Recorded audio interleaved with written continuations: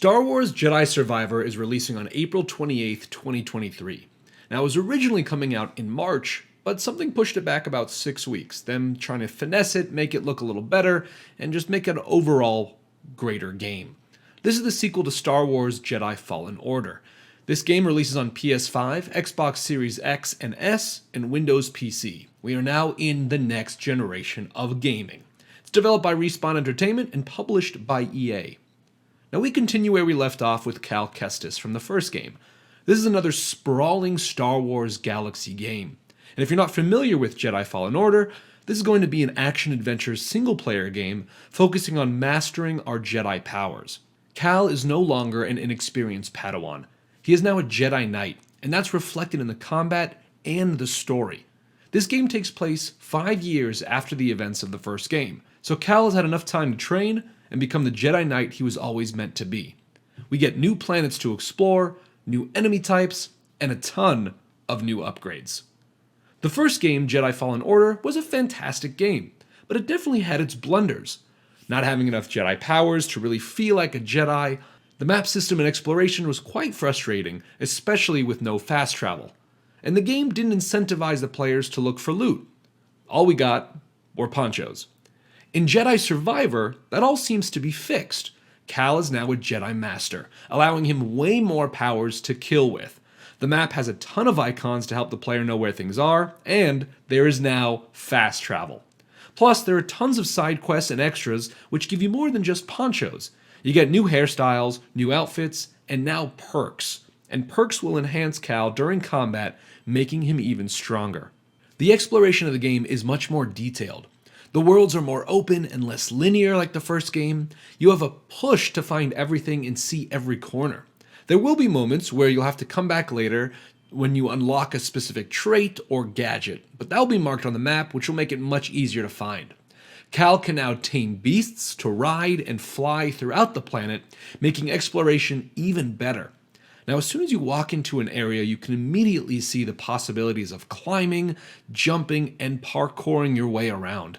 The world building is top notch, and you really feel the layers of it from top to bottom. Cal also now has a grappling hook, which will allow him to get to new areas of the map as well. And we see a lot of games now coming with grappling hooks. It's kind of the staple in exploration games. Now the HUD shows your weapon stances on your left, your health, and your droid. The bottom middle will show your Jedi powers, your stamina, and the ability to pause time. And this ability, from what we've seen, is amazing. You can slow down everything around you, from enemies to blasters, freezing in midair. And when Cal does that, he will rush everything, and you can definitely defeat everything that stands in your way. It's an awesome move, and it really makes you feel super powerful. The combat is quick, and there will be a learning curve to dodging and parrying, just kind of like the first game. You'll get hit a lot, and there's no indicator when an enemy is attacking. So it's all about memorizing enemy patterns, kind of like that Dark Souls, Bloodborne type game. Now, lightsabers will cut through robots and beasts. You'll see saber marks, and it will feel impactful, and it's so satisfying to throw a grenade back at an enemy with force push. You get finishers, and for each stance, there's going to be different finishers. You get finishers from a parry, which feels like it has a lot of weight to it. It's fast, it's dominating, which is exactly how it should feel. Cal is no longer learning how to be a Jedi. He is now mastering his Jedi skills. Now, there are 5 different lightsaber stances: single blade, double blade, dual bladed, cross guard, and blaster. Now, single saber, single blade, is fast, precise, mid-range. There's a thrust attack that can be charged up, and this will be just like the first game. Now, dual-bladed is a glass cannon. You deal a lot more damage, but you take a lot more damage. You attack faster, you have more combos, and you'll be able to pause in between combos to continue your combo. But this will also leave you open to attacks, so it's hard to time.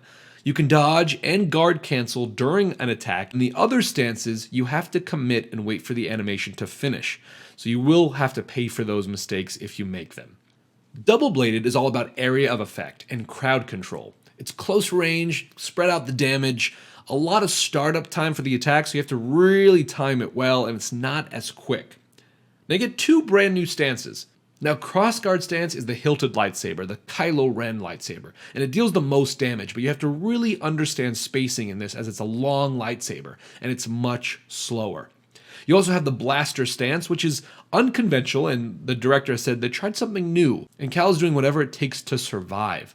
The game director wanted more range, so you can use your blaster to shoot from afar, and when you use your saber, it will replenish or reload your blaster. Now, it's not something where you can pick off enemies at a distance, but it's going to give you that versatility in blaster/lightsaber combos. Each stance is an upgradable tree, and you can equip 2 stances at a time and change them at each meditation point. Now, switching between the 2 stances is very reminiscent of God of War and that weapon change, going from blade to axe. It feels very quick and fast. Now, something new in this game are the Jedi meditation chambers, which are puzzle rooms, side content while exploring the planets. Think of Zelda Breath of the Wild and those shrines. You use your Jedi powers to unlock the areas, and also in the puzzles, unlock the puzzles. It's a huge step forward in side questing and gaining rewards and those perks that I was saying. And this whole game is a huge step forward for Star Wars Survivor compared to Star Wars Fallen Order. This can be easily one of the greatest Star Wars games in the last 10 years. Now, I'm excited to continue Cal's story and see where it takes us. The world design, the music, the music in Star Wars is just always incredible because the score is just so memorable. Add that into new enemy types, you get over 8 new enemy types, combined with the characters we'll meet along the way, the world building, the textures, the design. I'm very excited for this game. Now, some things that I will say that I'm a little bit worried about. How bored will we get about just using a lightsaber? Will that get dull after a while? And I don't know if you noticed, but during the trailer and during the animations or the gameplay we've been seeing, Cal has a very awkward way of moving, of dodging, of running, of walking. It's just very strange the way he has his arms out and the way his legs kind of go under him. So I'm not sure if that's what they're fixing with this 6-week push, but it definitely has an awkward look of his movement abilities. Now, one thing I do wish they did differently, which they would have to change the first game for, but it would have been nice to play as a different alien or a different character than just Cal.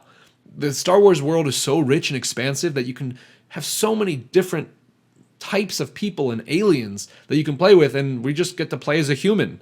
To me, that's a little bit mundane and boring, but I can understand that gamers can relate more to a human character than they can to an alien. But then again, I'm more in the fantasy vein and the super nerdy type, and I would want to play with someone I have never played with before, seeing a storyline I've never seen before, a language I've never heard of before. That would be, for me, more interesting than just playing as a human in space. But again, nitpicking, that doesn't hurt the game at all. It's still going to be probably absolutely incredible. I could see this game getting an 8, 8.5, even a 9 out of 10 if everything is perfectly done. I'm excited to see who the big baddie is and those awesome boss battles. So that's Star Wars Survivor, comes out in April 28th, 2023. It's going to be a long time till we see this one, but I can't wait.